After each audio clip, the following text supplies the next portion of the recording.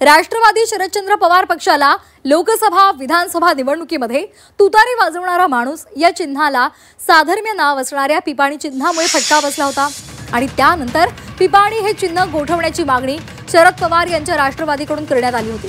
अखेर निवडणूक आयोगाने ही मागणी मान्य करत स्थानिक स्वराज्य संस्थांच्या निवडणुकीमध्ये पिपाणी हे चिन्ह वगळलेलं आहे।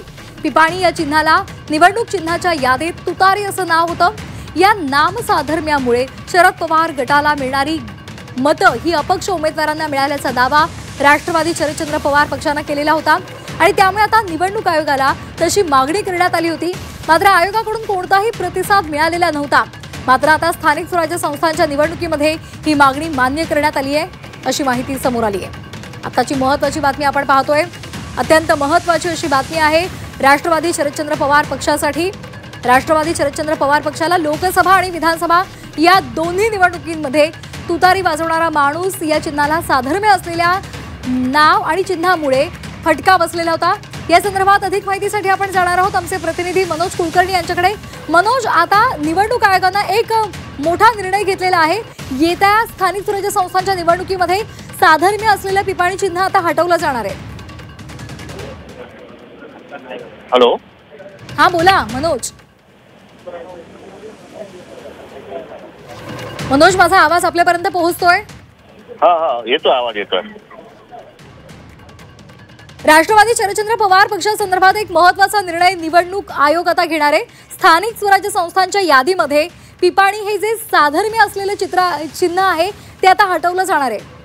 अगदी बरोबर। राष्ट्रवादी काँग्रेस शरदचंद्र पवार गटाचं जे निवडणूक चिन्ह आहे ते तुतारी वाजवणारा मनुष्य आहे। आपल्या सोबत राष्ट्रवादीचे मनोज तपासे जोडले गेलेले आहेत, आपण त्यांच्याकडून अधिकची माहिती घेणार आहोत।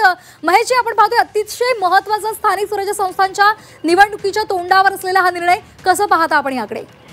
या निर्णयाचं आम्ही स्वागत करतो। खरं तर आम्हाला अपेक्षित होता असा निर्णय झाला पाहिजे। मागच्या लोकसभा विधानसभेला त्या पिपाणी ह्या चिन्हामुळे आमची बरीच मतं बाद झाली आणि आता ही कार्यकर्त्यांची निवडणूक आहे, त्याच्यामुळे मागील ज्या काय दक्षता घ्यायला पाहिजे तिथे ह्या निवडणुकीमध्ये आमच्या पक्षाने घेतलेली आहे।